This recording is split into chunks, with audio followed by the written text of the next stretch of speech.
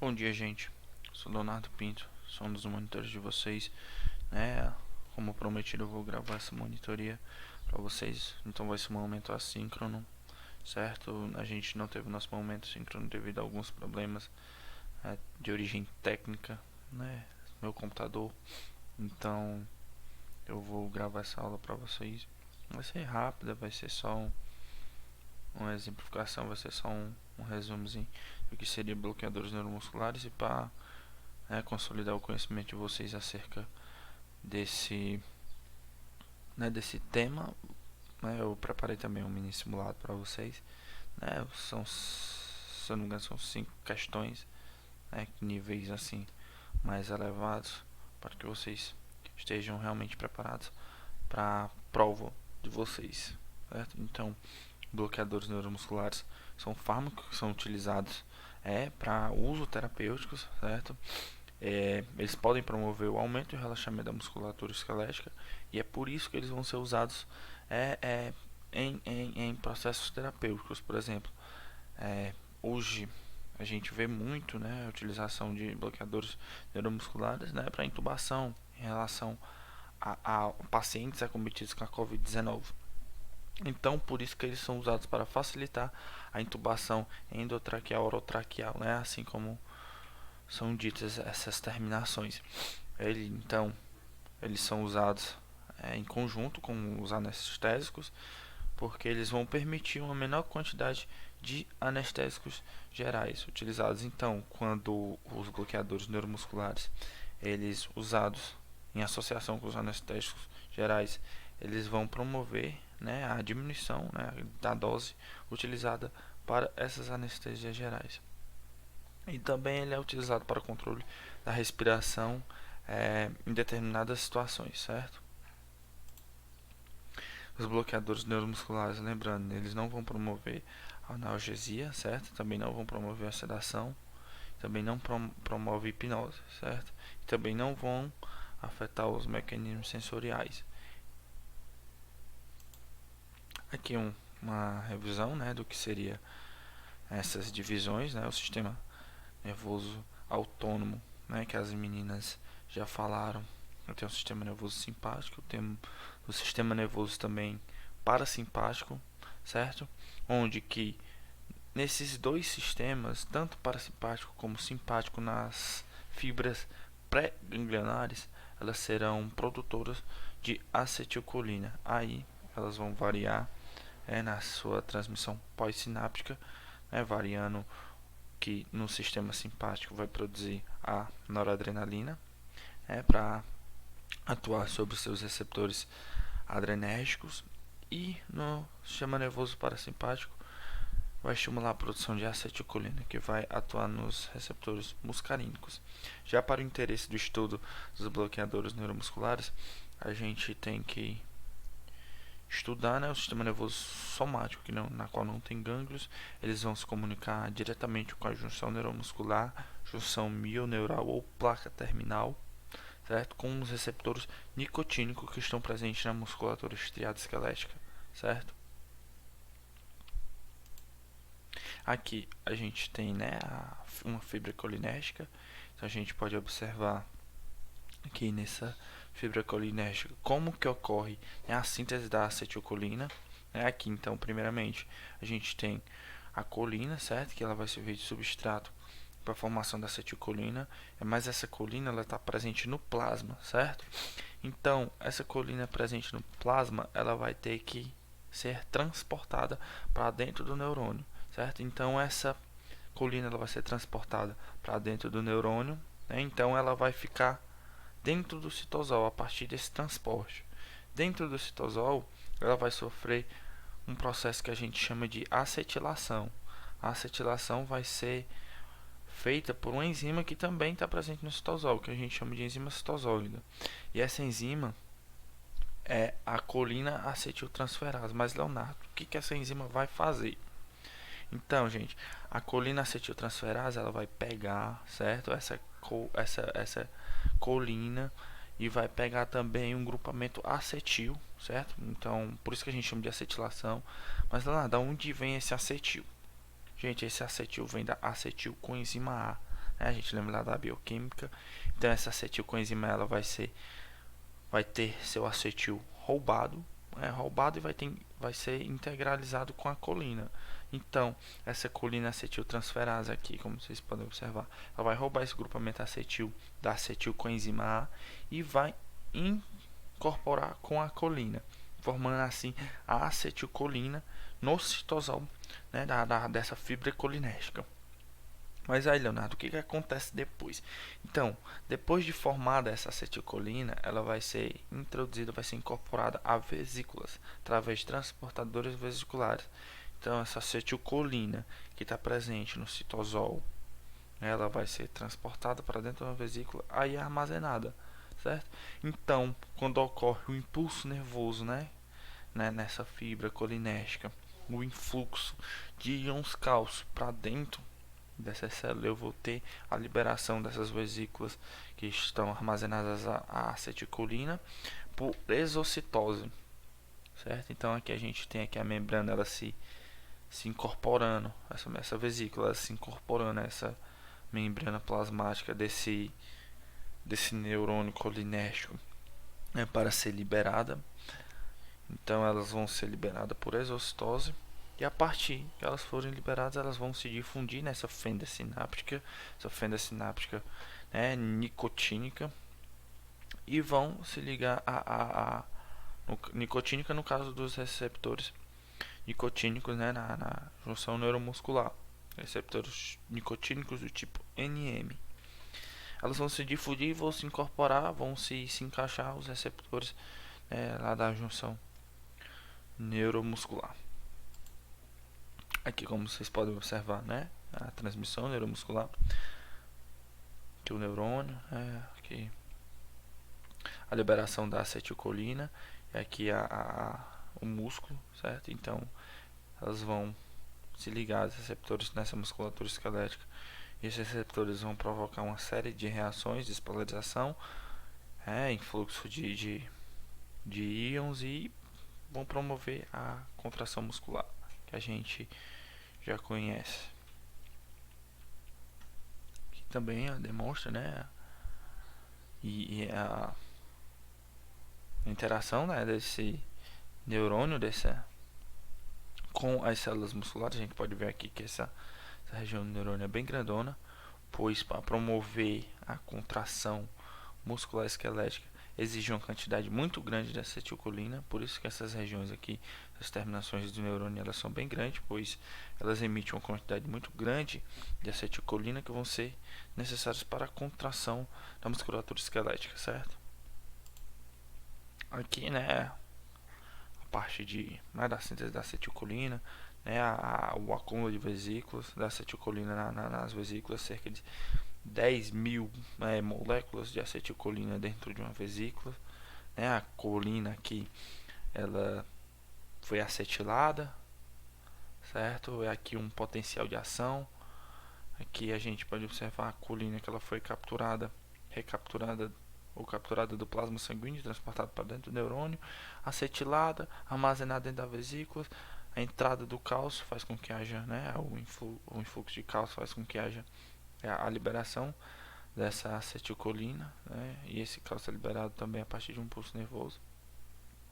E depois a interação da acetilcolina com os receptores, e nessa região aqui sináptica eu também vou ter enzimas que vão degradar essa acetilcolina, que posteriormente vai ser quebrada, a partir dessa ação da enzima vai ser quebrada novamente em colina, que vai ser recapturada.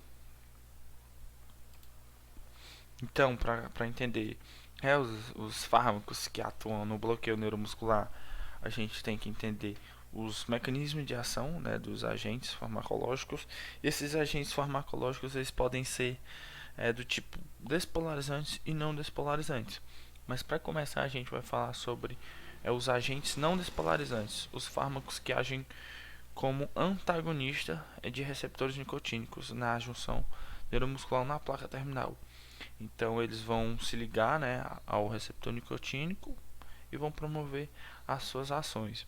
Lembrando que eles vão se ligar ambos nas unidades alfas dos receptores nicotínicos. Então aqui a gente pode ver é um receptor nicotínico que tem as suas subunidades, é um receptor pentamérico, né, 5 subunidades.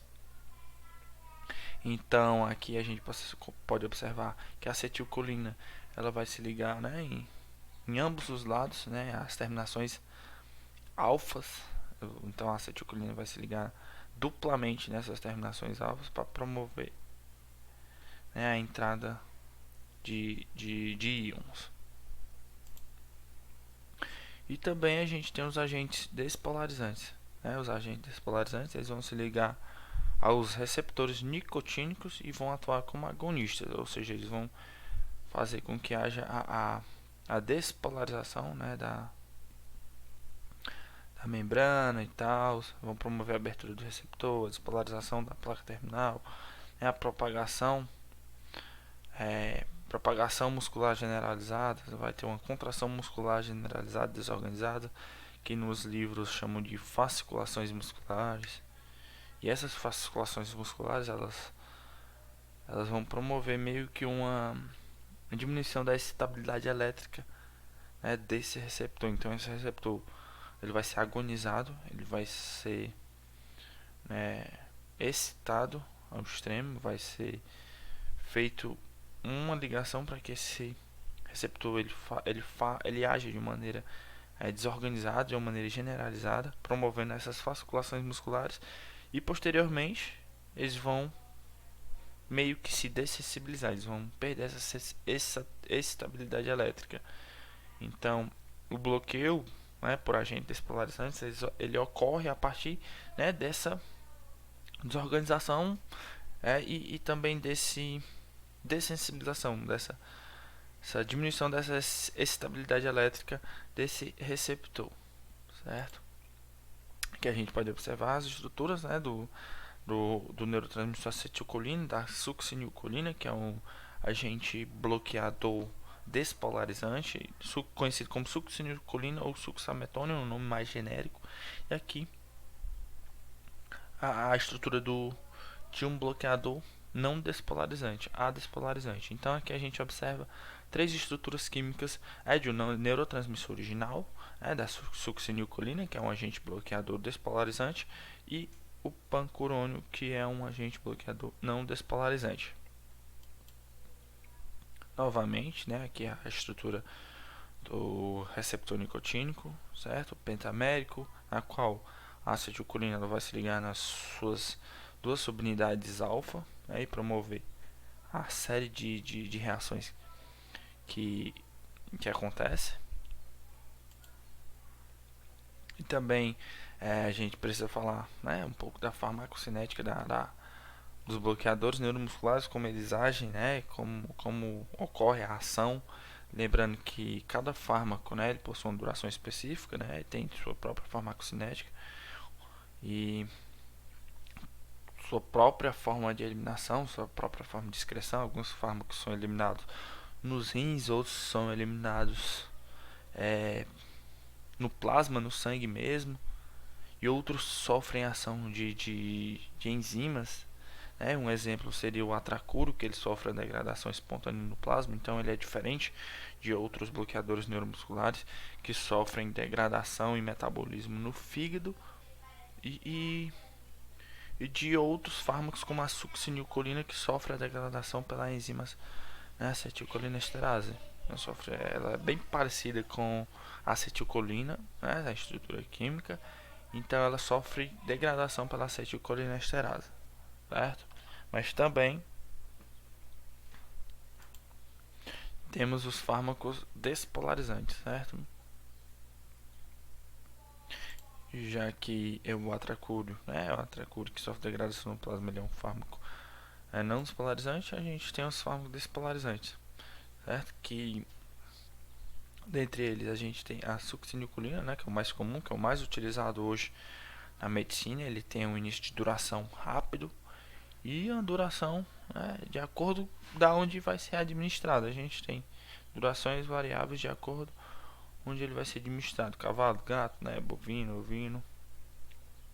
Mas no humano dura cerca de 15 minutos a duração de ação, e e a latência, né, que é o início de ação, né, o tempo quando é administrado e, e vai ocorrer o efeito, né, cerca de 2 minutos, né, bem rápido. E a succinilcolina, ela é hidrolisada pela enzima, né, acetilcolinesterase, que está presente nas fendas sinápticas, né? Então, ela tem ação rápida, pois ela é bem parecida com o neurotransmissor, então ela vai ser degradada também rapidamente. E aqui, falando dos efeitos adversos, né? Então, é evidente que todos os bloqueadores musculares eles podem produzir a apneia, né? E nesse caso, quando o paciente já tem problema respiratório, ele vai ter que ter uma como é que se diz? Ele vai ter que ter um cuidado maior, então a ventilação dele tem que ser controlada, ele vai precisar de um suporte respiratório, certo? E a succinilcolina, né, ela pode causar contração muscular dolorosa, já que ele provoca aquelas fasciculações, né, aquela desorganização da contração muscular. Também pode causar hiperpotassemia e uma hipertemia maligna. Certo? E a gente tem os fatores que interferem nos efeitos bloqueadores neuromusculares, certo? Então, pode acontecer de que doenças hepáticas elas podem fazer com que haja um prolongamento da ação desse bloqueador neuromuscular despolarizante, que seria a succinilcolina, né? Depois o fígado ele sintetiza colinesterase. Também fatores genéticos que podem alterar a enzima colinesterase, impedindo que ela degrade essa succinilcolina e fazendo com que haja um prolongamento dessa ação da succinilcolina, além de ocorrer a administração de inibidores da colinesterase, certo? Também tem a administração de antibióticos, né, aminoglicosídeo, que vão inibir a liberação da acetilcolina e exerce também a atividade bloqueadora neuromuscular competitiva, certo? E também os anestésicos gerais, que são inalatórios, que eles vão potencializar os bloqueadores neuromusculares, pois eles vão conseguir estabilizar a membrana pós-juncional, a membrana da musculatura esquelética.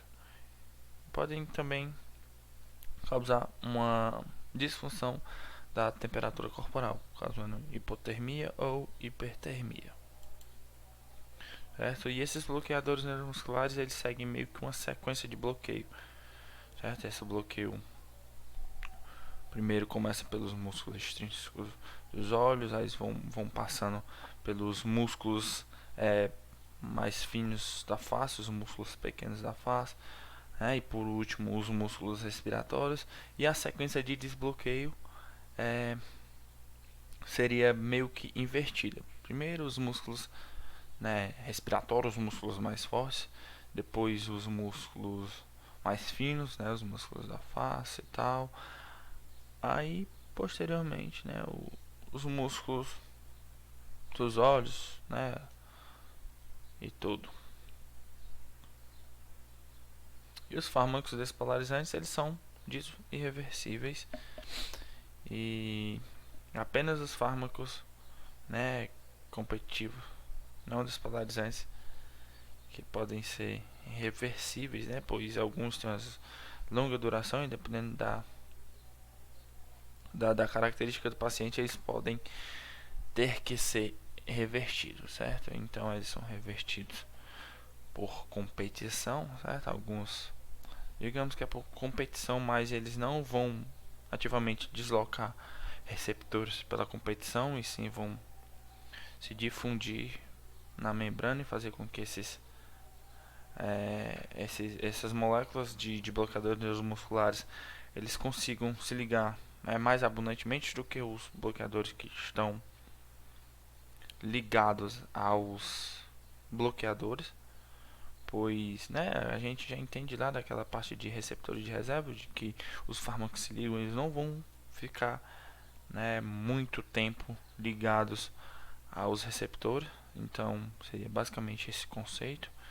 Eles não vão simplesmente deslocar, mas eles vão se ligar nesses receptores que estão livres e esperar que os bloqueadores neuromusculares que antes estavam naqueles receptores, eles se dispersem, e também impedindo que esses bloqueadores neuromusculares que ainda estão presentes, né, no sangue na forma livre, que estão indo se ligar a esses receptores, eles se liguem a esses receptores de reserva.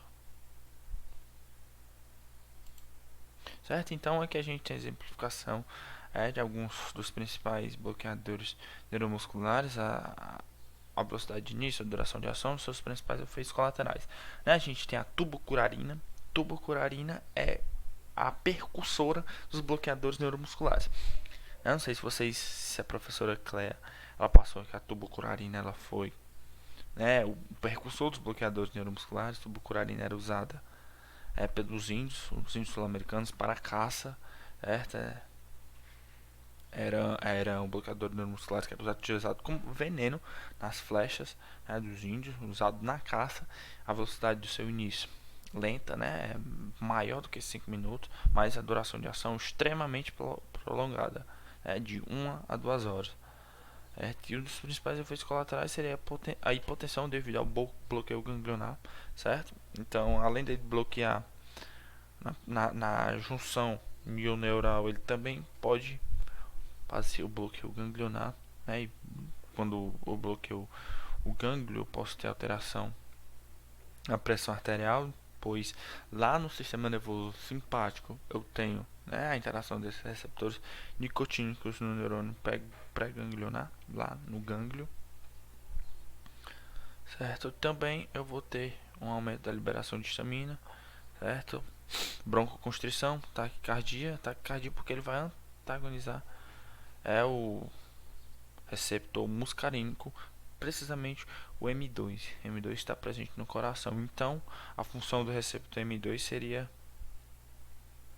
fazer com que haja um relaxamento da musculatura cardíaca. Então, se eu antagonizo esse receptor muscarínico, eu causo taquicardia.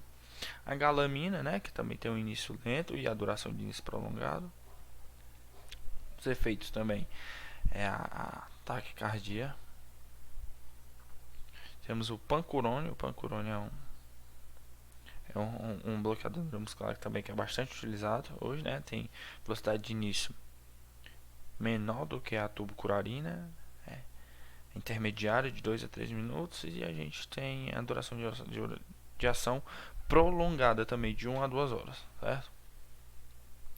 E um dos efeitos colaterais principais seria a taquicardia, mas é uma taquicardia mais discreta, certo? A gente tem o vecurônio, que é a velocidade de início intermediária, a duração de ação de 3 a 40 minutos. Dentre os fármacos que a gente apresenta nessa tabela, é o que tem menos efeitos colaterais, ou seja, ele tem pouco efeito colateral. Tem o atracur, que a velocidade de início é intermediária, e a duração de ação também intermediária.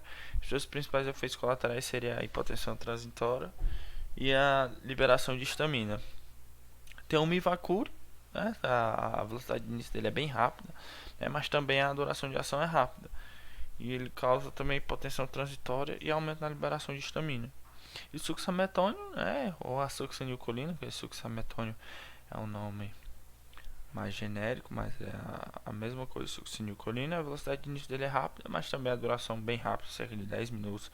E os principais efeitos colaterais seriam bradicardia, arritmia, elevação da pressão intraocular e dor muscular, devido àquelas fasciculações que a gente já falou anteriormente, certo? Então, gente, essa foi basicamente era o que eu queria passar para vocês. É importante que vocês entendam essa tabelinha, pois às vezes, se eu não me engano, eu estava analisando algumas coisas que a professora cobra. Eles costumam cobrar esse entendimento da velocidade de início, da duração de ação, quais seriam os efeitos colaterais, pois é importante para prática clínica, que o profissional de saúde ele entenda, né, essa farmacocinética desses tipos de fármacos, assim também como os principais efeitos colaterais, para evitar que haja uma má administração e também dependendo das características do paciente. Ou seja, se um paciente for já um paciente hipertenso, você tem que ter cuidado de administrar um fármaco que ele possa afetar, né, descontrolar, desbalancear essa pressão arterial desse paciente, certo? Então, gente, era isso que eu tinha para dizer, era isso que eu tinha para falar para vocês. Não foi uma aula rápida, mas espero que vocês tenham gostado. Gravei essa aula, pois a gente não teve, né, o nosso momento síncrono, mas como prometido eu fiz essa aula. Espero que vocês tenham gostado e que a prova de vocês, pelo menos a parte de bloqueadores neuromusculares, vocês consigam fechar, gabaritar, né, essa parte de bloqueadores neuromusculares. Então é isso, pessoal. Tchau, tchau. Até a próxima.